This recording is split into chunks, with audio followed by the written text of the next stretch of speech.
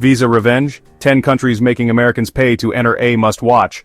Imagine booking your dream vacation, only to find out you now need to fill out endless forms, hand over your personal data, and drop hundreds of dollars, just to enter a country you used to visit freely.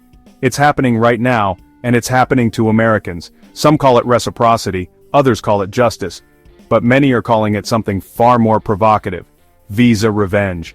Today, we're diving deep into the 10 countries now making Americans pay to enter their borders.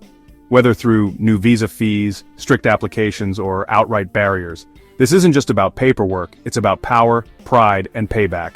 And you're about to see why the world is changing fast, and how it's affecting you.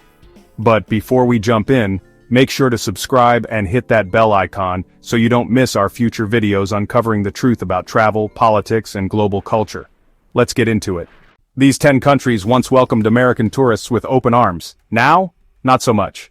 Let's kick off with a shocking development: Europe. For decades, US citizens traveled across the European Union without a second thought. But that's about to change. Starting in 2025, Americans will need to apply for ETIAS, a European Travel Information and Authorization System. You'll pay a fee. You'll submit biometric data. You'll be screened. And you might even be rejected. While European officials claim it's to streamline immigration, many suspect something deeper: retaliation. The US has long imposed strict visa requirements on countries like Romania and Bulgaria. So now, the EU says, fair is fair. This is visa revenge, dressed in bureaucracy. Brazil made headlines when it reinstated visa requirements for Americans in 2023. Not because of a security threat, not because of a political dispute, but because the United States still requires Brazilians to get visas. So Brazil said, enough. Now if you're heading to Rio, Sao Paulo, or the Amazon, you'll need to apply in advance, pay a fee, and wait for approval. Officials called it a move for diplomatic equality. Critics called it travel politics. We call it what it is: a bold message sent through a bureaucratic wall. India has always required a visa for American tourists. But recently the process has become longer, stricter, and more expensive. Now you'll pay up to $80, complete detailed digital forms, and wait weeks, if not longer, for approval. India claims it's standard procedure, but behind the scenes relations with the US have cooled over trade, tech, and immigration issues. What used to feel like a formality is now starting to feel like a test. Want to visit Moscow? Good luck. Russia's visa process for Americans is among the most grueling on the planet. You'll need a sponsor, a letter of invitation, full itinerary details, background info, and over $160 in fees. And even then, approval isn't guaranteed. As US-Russia relations collapse, so do travel privileges. Many believe this is less about policy and more about political theater. Either way, the Cold War may be over, but the visa war is alive and well. Turkey was once a haven for spontaneous travelers. Americans could simply show up, no visa, no hassle. That era is gone. Now, you'll need to apply for an e-visa, pay online, and get approved before boarding your flight. Quick? Sure. Free? Absolutely not. Turkey says it's streamlining immigration, but many see it as a subtle clapback against NATO tensions and Western diplomacy. Is it just paperwork, or is it a message in disguise? China has never been simple for American tourists, but today it's downright hostile. Visas cost over $140, require in-depth background checks, employer documents, booked hotel stays, and sometimes even in-person interviews. Tensions over trade, TikTok, and Taiwan are making things even worse. Some say this is China's way of telling Americans, you're not welcome unless you pay, and prove yourself. South Africa is this close to bringing back visa requirements for Americans. Why?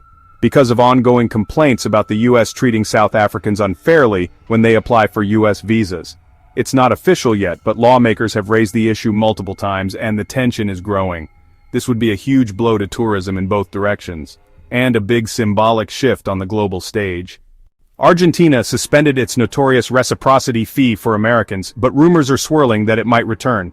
This fee once cost US travelers $160 just to enter. Why? Again, it was a direct response to the US charging Argentinians the same.